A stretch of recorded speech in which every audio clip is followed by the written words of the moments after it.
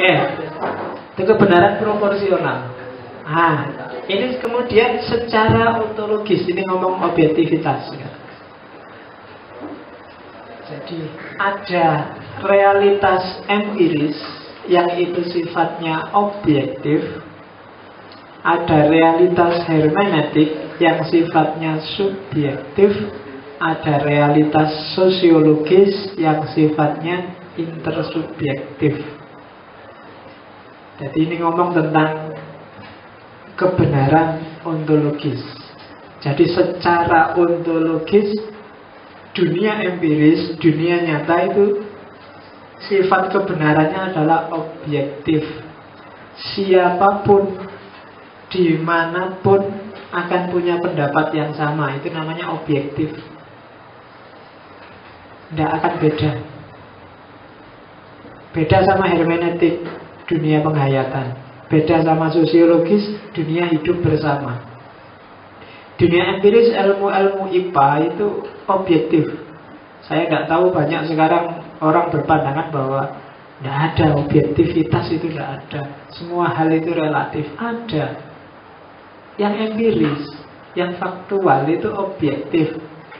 Misalnya kamu tak tanya, contoh yang empiris, tembok ini warnanya apa?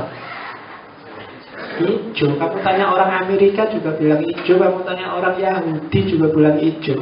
PKI yang komunis juga akan bilang hijau. Iya, yang nggak hilang hijau paling orang yang buta warna. Iya, biru. Iya, ada. Madura minded itu, ngarang hijau jadi biru.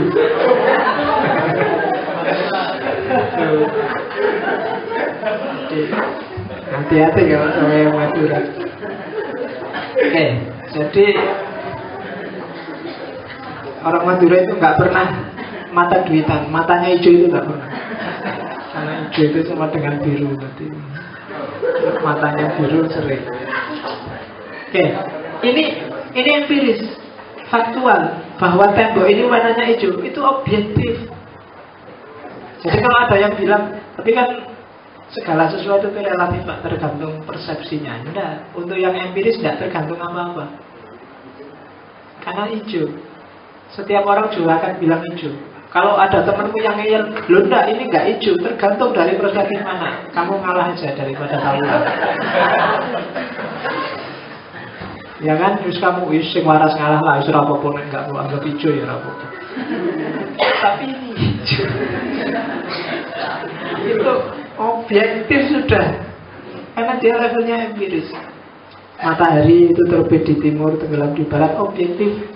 Kalau ada yang ngeyel, oh enggak bisa, kita lihatnya dari mana? Timur. Iya, wis lah apa-apa PM.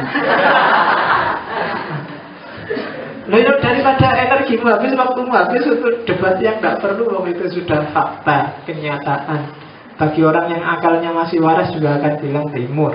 Timur ya sana, kecuali kamu bingung. Jadi itu level pertama.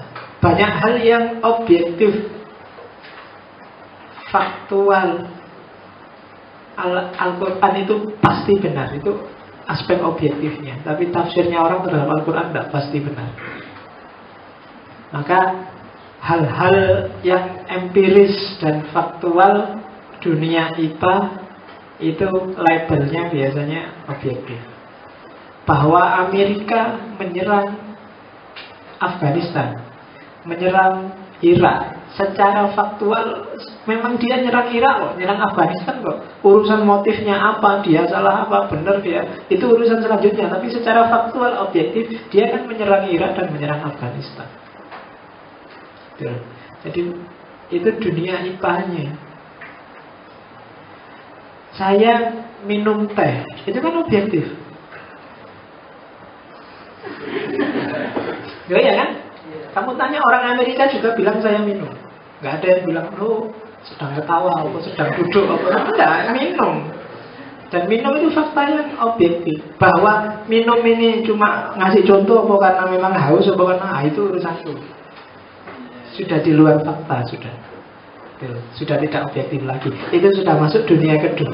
Kedua namanya dunia hermeneutik. Motifku apa sih minum?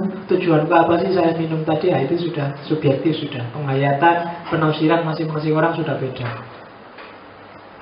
Oh, minum itu cuma ngasih contoh tadi. Oh, minum itu karena memang haus. Oh, minum itu karena memang menggeragas bolak-balik minum. Iya kan? Tafsirmu sudah bolak-balik minum. Barusan minum sudah minum lagi. Itu secara hermeneutik subjektif sudah. Tafsirmu sudah subjektif. Faktanya adalah bahwa tembok ini hijau. Tapi penghayatanmu terhadap warna hijau, apakah hijau ini indah apa enggak, bagus apa enggak, itu sudah tergantung masing-masing kepala. Kalau saya tarik lebih jauh, hijau ini kayak warnanya NU ya hijau. Harusnya biru lah Muhammadiyah, atau harusnya merah lah PDI. Merah jadi PDI, hijau jadi NU, biru jadi Muhammadiyah. Itu kan sudah penghayatan subjektivitas masing-masing kepala. Hijau ya hijau, merah ya merah. Tapi kan merah terus wah PDI. Kalau kotak-kotak mesti Jokowi. Ya kan? Penghayatan. Merah putih itu merah berarti berani, putih berarti suci. Merahnya sama, tapi kalau di pinggir jalan lampu merah berarti berhenti. Ya kan? Kalau kebalik kamu gawat. Lampu merah, merah berarti berani. Siloko kan. Ya kan itu kan penghayatan subjektif. Atau Indonesia, kenapa kok Indonesia tidak maju-maju? Karena benderanya warna merah, Pak. Merah itu berarti berhenti.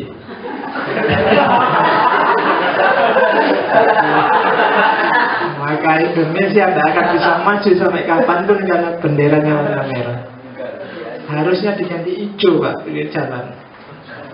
Jadi besok usullah ke presiden biar Indonesia cepat maju, benderanya diganti bendera warna hijau dan putih. Itu sebenarnya penghayatan subjektif. Sama-sama merah, yang satu berhenti, yang satu berani. Penghayatan, karena kamu di Indonesia kamu merasa, oh jangan merah, merah nanti kayak PDI. Sementara orang Amerika enggak, merah itu ya merah aja, mungkin dia punya kesan apa yang lain. Hijau itu warna kesukaannya Nabi, misalnya orang Arab, tapi ini orang sini hijau itu ya NU, musola itu hijau, atau biru itu Muhammadiyah, itu jangan biru. Tapi yang politik biru itu bukan Muhammadiyah, Demokrat. Atau itu tergantung penghayatan individualmu sehari-hari. Gitu. Kesan pemahaman yang subjektif itu kan sudah tergantung isi kepalamu masing-masing. Itu penghayatan. Faktanya adalah orang yang pakai rok mini. Ayo, komentarmu apa masing-masing? Ya kan? Macam-macam sudah. Ada yang astagfirullah, ada yang subhanallah, ada yang alhamdulillah, ada yang innalillahi, ada yang itu kan macam-macam. Yang astagfirullah istighfar, masya Allah kok bisa gitu ya. Ada yang alhamdulillah, kapan lagi bisa lihat? Ya, ada yang subhanallah, Allah itu memang maha indah. Cuma lihat orang pakai rok ini, kamu kan sudah berpikir terus astagfirullah, istighfar kan? Pahalanya besar dia, mendorong orang itu berpikir. Jadi ya itu penghayatan individual. Dunia yang level kedua ini, ada yang istighfar, ada yang maki-maki, ada itu sudah dunia subjektif. Tapi fakta objektifnya adalah perempuan pakai rok mini. Itu objektif. Setiap orang juga akan mendeskripsikannya secara sama. Ada perempuan pakai rok mini. Cuma kemudian kamu anggap sopan, tidak islami, melanggar syariat, macam-macam. Itu sudah definisi subjektif, tergantung masing-masing kepala. Mungkin dulu kamu masih lugu, baru datang dari pondok, dari kampung, begitu masuk Jogja, naik bis kota, lihat orang pakai rok mini, astagfirullah, astagfirullah. Sekarang sudah semester 4 ke atas begitu, alhamdulillah. Wiritannya sudah berubah sekarang kan, berarti zikirnya itu sudah ganti. Itu kalau kamu tanya, loh, yang benar terus yang mana, Pak? Penghayatan individualmu yang menentukan. Jadi ya, subjektif, penghayatan subjektifmu masing-masing. Dan ada dunia yang ketiga, dunia sosiologis. kebenarannya adalah kebenaran intersubjektif. Jadi masing-masing subjek saling sepakat. Jadi intersubjektif itu sebenarnya subjektif dia, penghayatan individual seseorang. Cuma ternyata orang yang lain juga menghayati hal yang sama, kemudian menyepakati bahwa itulah yang benar. Jadi kebenaran yang sifatnya konvensional, kesepakatan. Dia tidak benar secara hakiki, faktual atau penghayatan masing, tapi penghayatan bersama. Misalnya apa ya, kalau di daerah-daerah sini tempatnya anak-anak kos itu biasanya Pak RT-nya bikin aturan bahwa apel paling lambat pulang jam 9 di sini ya. Kasihan kan ya, jam 9 masih sore. Enggak. Keputusannya Pak RT bahwa apel jam 9 itu namanya kebenarannya intersubjektif, kesepakatan bersama orang yang tinggal di situ. Kamu nggak akan nemu dalilnya. Pak RT saya nggak mau. Dalilnya apa itu? Ayat berapa yang bilang? Undang-undang di mana bilang bahwa apel tidak ada. Tapi itu kebenarannya konvensional, disepakati di situ. Kalau kamu nggak mau sampai jam 9, jangan ada di situ. Karena kesepakatan di situ jam 9. Jadi kamu nggak bisa nuntut Pak RT-nya. Jadi itu contoh kebenaran intersubjektif namanya. Benar salahnya sepakat. Indonesia pakai lambang burung Garuda itu sebenarnya kesepakatan. Ya meskipun bukan kesepakatan orang se-Indonesia lah, kesepakatan para pendiri bangsa. Tapi ini kebenarannya sifatnya konvensional. Kamu cari dalilnya, kamu cari dasarnya juga. Kayak sekarang ada beberapa kelompok yang ingin menggugat Pancasila. Itu orang-orang yang tidak apa-apa digugat. Asal dia bisa mengalahkan intersubjektivitas lama, maka dia akan sukses. Tapi kalau enggak, ya enggak. Kesepakatan intersubjektif semakin besar orang yang sepakat, derajat benarnya semakin tinggi. Tapi kalau semakin sedikit orang sepakat, itu validitasnya semakin rendah. Itu dunia sosiologis. Dan itu tidak benar secara hakiki. Kadang-kadang barang keliru pun kalau disepakati jadi benar di dunia sosiologis. Oh iya. Jadi misalnya kamu sepakat, apalah yang misalnya orang di Indonesia ini sepakat bahwa seks bebas itu boleh asal tidak saling menyakiti misalnya, disepakati begitu, maka akan jalan, dianggap benar gitu. Jadi intersubjektif itu, demokrasi itu kan gitu. Demokrasi itu kan sebenarnya intersubjektivitas. Di antara kelemahan demokrasi adalah kalau orang-orangnya nggak cerdas, kemudian menyepakati barang yang nggak bagus, ya yang nggak bagus ini akan jalan. Makanya nanti kalau belajar seorang filosof namanya Habermas, dunia sosial itu tidak boleh berhenti di dunia sosial, harus ada tambahannya, sosial kritis. Nanti kalau ada waktu kita masuk ke situ. Tapi sampai di sini kamu pahami dulu bahwa di level sosial itu ada kebenaran namanya kebenaran intersubjektif. Jadi maka besok kalau diskusi mencari kebenaran, perhatikan dulu ini dunia faktual yang subjektif atau pemahaman individu, dunia faktual yang objektif atau pemahaman individual yang subjektif, atau sebenarnya ini membahas konvensi-konvensi. Kalau yang objektif mungkin nggak bisa kamu ganggu-gugat, itu objektif. Tapi yang subjektif menuju intersubjektif ini bisa kamu bahas. Ini enaknya gimana? Subjektif itu kan gitu. Subjektivitas tambah subjektivitas kan melahirkan intersubjektivitas. Kamu punya kamar berdua sama temanmu di kos-kosan, itu kan harus menata intersubjektivitas. Kalau enggak bisa kacau. Yang satu kalau tidur butuh lampu nyala, yang satu butuh lampu mati. Itu kan susah. Kamu harus ngatur strategi gimana dua-duanya bisa tidur. Kalau enggak gitu tawuran enggak jadi tidur. Yang satu nyalain, yang satu matiin. Yang satu nyalain, yang satu matiin. Maka perlu kesepakatan bersama kan. Ya mungkin disepakati, oke, yang tidurnya butuh lampu nyala, kamu tidur duluan. Nanti begitu dia tidur, dimatiin, yang butuh lampu mati tidur. Ya doakan aja yang butuh lampu nyala nggak tiba-tiba bangun lagi. Nah, kesepakatan kayak gitu, itu namanya kebenarannya intersubjektif. Itu. Kita sepakati, kita ngajinya Rabu malam Kamis. Itu dasarnya apa Pak? Dalilnya apa? Kira-kira rujukannya kitab nomor berapa kan? Itu disepakati, kita sepakat bersama, selesai. Kenapa? Karena ini levelnya intersubjektif. Kalau kamu tanya, Kenapa sih kok kita pakai ideologi Pancasila? Kan lebih banyak ideologi-ideologi yang lebih bagus. Loh itu kan, itu kan diskusinya terus bisa panjang lebar. Itu kepribadian bangsa itu bisa panjang. Tapi intinya cuma satu sebenarnya. Dia disepakati oleh orang Indonesia. Mungkin yang Islam lebih bagus, khilafah lebih bagus, mungkin model Amerika yang agak liberal lebih bagus secara rasional. Tapi yang disepakati kita yang Pancasila ini loh.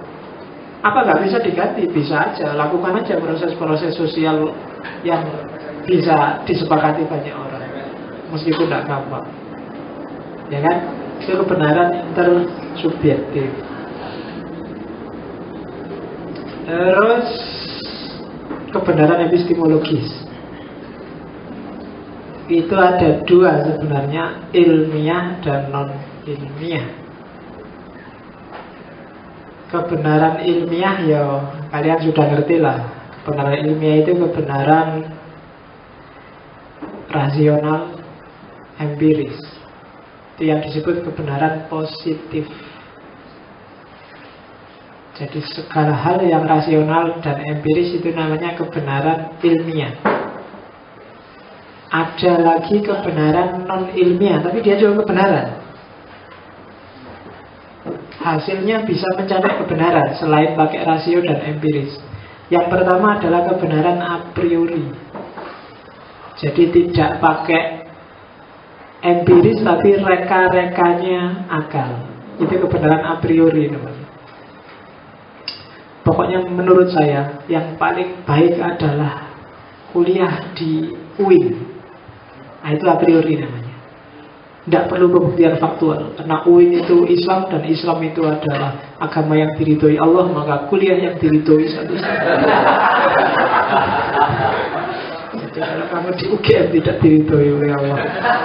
Nah misalnya, itu namanya argumen a priori. Bisa kok nyampe pada kebenaran. Reka-rekanya akal. Karena akal juga kan salah satu wahyu yang dibekalkan oleh Allah pada kita itu wahyu rasional. Tapi kalau berdasarkan akal saja tidak ada bukti positifnya, itu namanya kebenaran a priori, dari akal ke akal. Kebenaran yang akal-akalan. Tidak pasti hasilnya jelek. Kadang-kadang juga pas, benar. Kalau Presiden Indonesia itu adalah orang yang sangat cerdas kayak Habibie, tapi sangat peduli sosial kayak Ahmad Dahlan, dan dia juga sangat peduli orang kecil kayak Hasyim Asyari. Dia juga sangat alim kayak semuanya sangat, maka Indonesia susah. Itu kan iyalah, tapi apa ya ada orang gitu. Tapi secara a priori yang benar. Kalau Indonesia ini dipimpin oleh khalifah, kita pakai syariat Islam yang begini-begitu dan seterusnya, Indonesia akan maju. Itu kan karena belum ada faktanya tentang khilafah, maka pikiran-pikiran itu namanya kebenaran a priori. Nggak mesti salah, cuma belum ada faktanya, itu aja kekurangannya. Kita belum bisa membuktikan benar salahnya. Yang kedua, prejudis, prasangka. Dulu kita pakai bahasa zon. Zon itu anggapan. Tidak mesti keliru anggapan itu. Banyak zon yang benar. Betul. Ya kayak tadi contohnya temenmu sama pacarnya masuk kamar nggak keluar-keluar sampai pagi, terus kamu punya zon. Mesti di dalam itu tidak baca Quran bersama. Ya kan? Kamu tahu kok faktanya, tapi kan kamu nggak lihat. Allah kan nggak lihat faktanya aslinya apa. Itu barang goib, nggak kelihatan. Tapi kan kamu zanmu, prejudismu mesti di situ nggak sholat tahajud bareng. Atau seandainya tahajud, mungkin tahajudnya sujud terus nggak ada iktidarnya.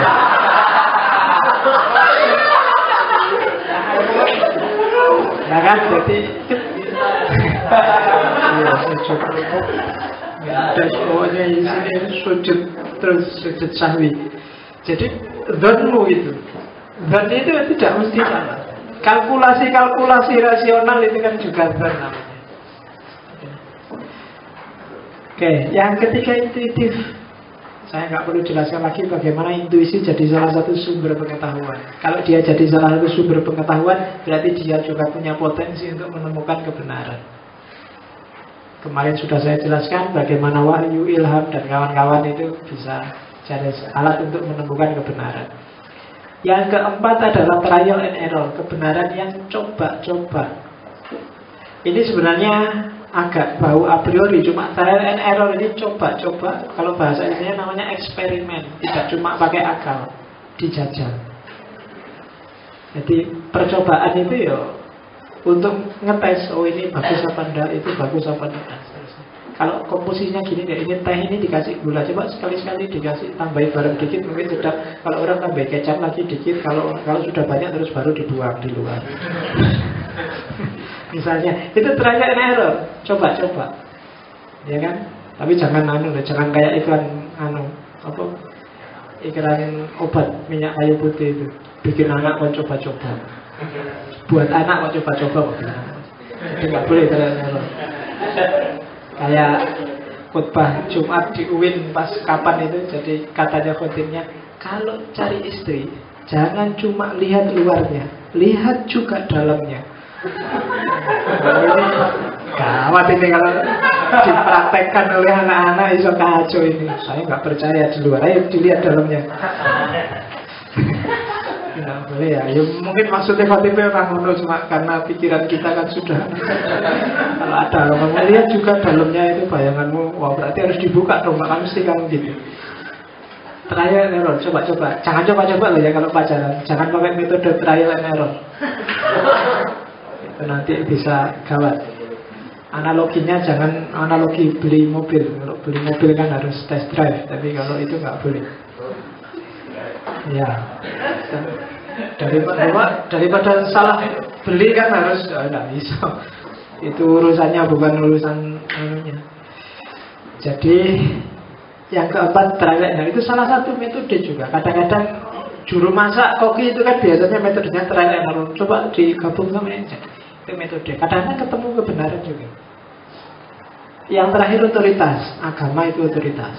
Ada yang kamu percaya sebagai agen kebenaran dan dia kamu percayai. Entah itu buku, entah itu orang, entah itu lembaga.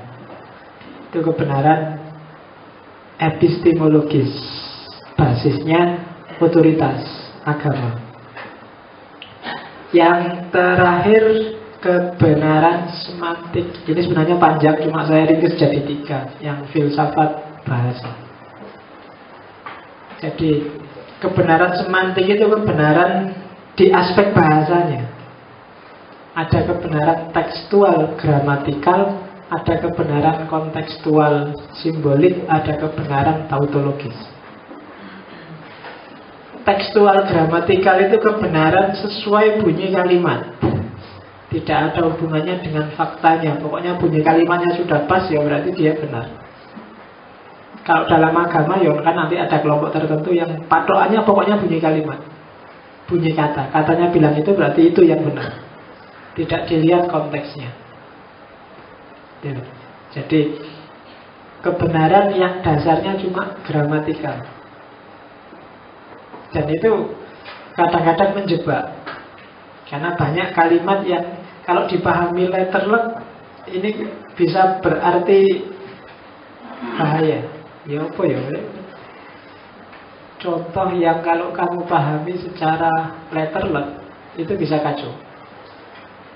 Karena kebanyakan kalimat itu tidak cuma aspek kata-katanya, tapi dibalik kata-kata yang bermain. Nanti sekalian contohnya sama kebalikannya konteks. Yang kontekstual itu yang simbolik. Simbol itu tidak tengok. No smoking. Saya tadi kemarin ada diskusi orang pakai syariat yang membahas rokok itu. No smoking. Kenapa sih kok orang NU banyak merokok? Karena di mana-mana dianjurkan. Karena kan dulu NU itu kan bukan NU gitu, tapi Nahdlatul Ulama. Jadi kemana-mana dianjurkan orang NU smoking. Smoking. Jadi makanya orang NU terus banyak. Kalimatnya sama no smoking, tapi kan dibalik itu simbol. Oke. Jadi yang NU harus merokok karena NU smoking.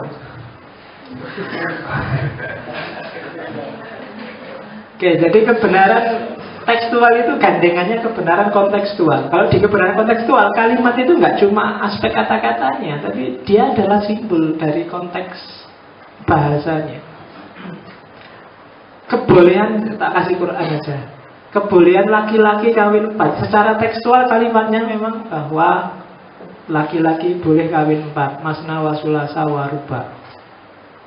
Meskipun itu tafsir bahasanya apa? Mungkin yang subur itu pinter tafsir. Jadi dia menafsirkan masna wa sulasa wa ruba itu 9. Iya kan? Masna itu 2, sulasa itu 3, ruba itu 4. 2, 3, 4, 9. Jadi fatwanya MUI itu bisa digugat dia. Itu kan tafsirnya MUI. Ayat itu kan bisa ditafsir sesuai konteksnya. Secara tekstual, secara kontekstual kebolehan laki-laki kawin 4 itu kalau dalam konteks Arab abad ke-6 itu luar biasa. Kenapa? Karena di zaman itu laki-laki diperbolehkan mengoleksi perempuan sebanyak-banyaknya. Maka ketika cuma dibatasi 4, itu emansipasi luar biasa terhadap perempuan. Sebelumnya kan perempuan itu kayak properti. Kalau perang jadi bahan rampasan, bahkan bisa diwaris. Kalau bapaknya meninggal, ibunya diwariskan, nggak diwarisi oleh anaknya. Semakin banyak orang koleksi perempuannya, maka status sosialnya semakin tinggi zaman itu. Puluhan, ratusan. Apalagi kaisar-kaisar zaman dulu itu. Selirnya Cina itu, saya kapan itu baca ada kaisar yang selirnya jumlahnya hampir 1000. 1000 itu, bayangkan saya digilir satu hari satu, anggap aja setahun 300 lah, 300 kalau 1000, 3 tahun dan belum gilir yang awal tadi itu. 3 tahun baru yang istri pertama. Bayangkan, itu kalau punya anak mungkin lupa anaknya berapa, nama istrinya mungkin saya nggak jamin masih ingat. Iya, ya kan, dalam kondisi kayak gini terus tiba-tiba Islam datang, nikah boleh lebih satu, tapi 4 aja loh. Itu konteks itu adalah konteks emansipasi wanita yang luar biasa zaman itu, secara kontekstual.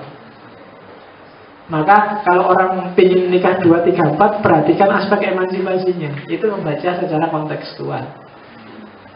Gitu. Kalau tekstual saja, pokoknya Quran kan sudah bilang boleh kawin 4, kok kamu melarang-larang? Masalahnya bukan kawin 4-nya. Karena ini konteksnya apa dulu. Itu contoh kebenaran semantik yang aspek tekstual dan kontekstual. Sama persis kayak saya sering di kelas itu mencontohkan surga versi Arab. Al-Quran itu ketika menjelaskan surga, secara tekstual surga versi Arab, ya kan?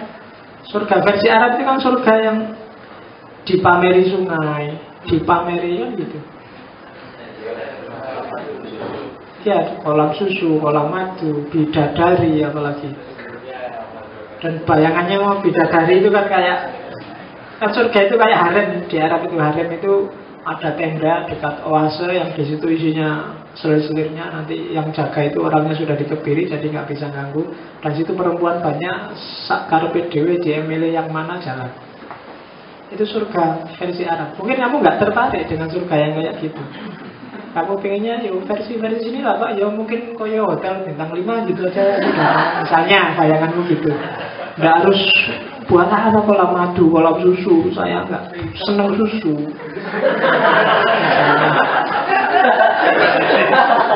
Loh ya kan, saya lupa bilang ke panitia saya nggak suka susu. Alhamdulillah sekarang nggak dikasih. Kemarin dikasih susu besar sekali di sini. Nggak saya minum, kan aku rasa seneng susu yang itu.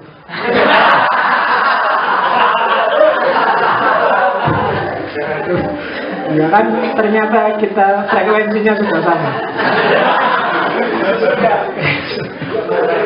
Oke, yang terakhir paham lah yang dua. Yang terakhir kebenaran tautologis. Kebenaran tautologis itu kebenaran yang apa ya? Kalau bahasa logika tautologi itu kalimatnya bulat, nggak ada ujung pangkalnya, muter aja, nggak jelas. Nggak ada wawasan baru yang diberikan. Kalau filsafat biasanya contohnya apa ya, kalimat bulat itu. Gini misalnya, kalau saya bilang gini, itu nanti hasilnya mesti bulat. Semua yang di ruangan ini adalah pembohong. Berarti kalau saya ngomong semua yang di ruangan ini berarti saya pembohong juga kan. Kalau saya pembohong berarti yang saya omongkan berarti bohong. Kalau yang saya omongkan bohong berarti kebalikannya kan.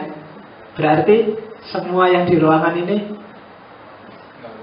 nggak bohong, jujur. Saya juga berarti jujur kan? Iya, kalau saya jujur berarti yang saya omongkan tadi kan benar, bahwa semua yang di ruangan ini ya, itu namanya tautologi, bulat. Jadi apakah itu banyak hal-hal yang tautologis. Beberapa hal teori-teori itu ada yang tautologi. Kayak demokrasi. Demokrasi itu, kok kamu demokrasi kok marah-marah pada orang yang tidak demokrasi? Harusnya kalau demokrasi sama yang tidak demokrasi pun kamu setuju. Kok tidak setuju berarti kamu tidak demokratis. Itu namanya tautologi bulat. Susah ngambilnya. Maka itu tapi jenis kebenaran semantik, gramatikalnya. Jadi hati-hati, banyak hal yang tautologi. Kalau diputer-puter bulat di situ aja, nggak ada putusnya. Kayak saya ngomong semua yang di ruangan ini pembohong. Kalau semuanya pembohong berarti saya juga bohong. Kalau saya bohong berarti yang saya omongkan itu mesti kebalikannya. Kalau saya ngomong bohong berarti benar.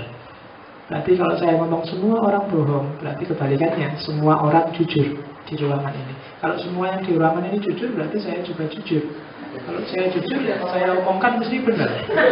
Namanya bulat loh, itu tidak sembarangan. Banyak dalam logika yang kayak gitu. Teori ini tapi dipakai oleh beberapa filosof barat untuk membuktikan bahwa Tuhan itu ada. Nanti kalau ada waktu kita bahas di metafisika Tuhan. Banyak argumen-argumen membuktikan Tuhan itu sebenarnya tautologis. Bulat tak itu. Permainan logika, permainan kalimat. Oke. Nah, sudah jam setengah saya ngomong kebenaran. Saya tidak tahu sudah nemu belum kamu kebenaran. Yang jelas, jadi ketika kamu mau ngomong kebenaran, perhatikan levelnya, perhatikan jenisnya, perhatikan karakternya. Karena banyak orang dicampur. Ketika ini dicampur, maka diskusimu selalu buntu. Karena perspektif yang satu kamu ngomong di level apa, yang satu ngomong di level apa. Habis sudah. Kalau sudah kayak gitu, insya Allah diskusinya nggak akan ada titik temu. Itu yang harus kamu ingat kalau ngomong tentang kebenaran.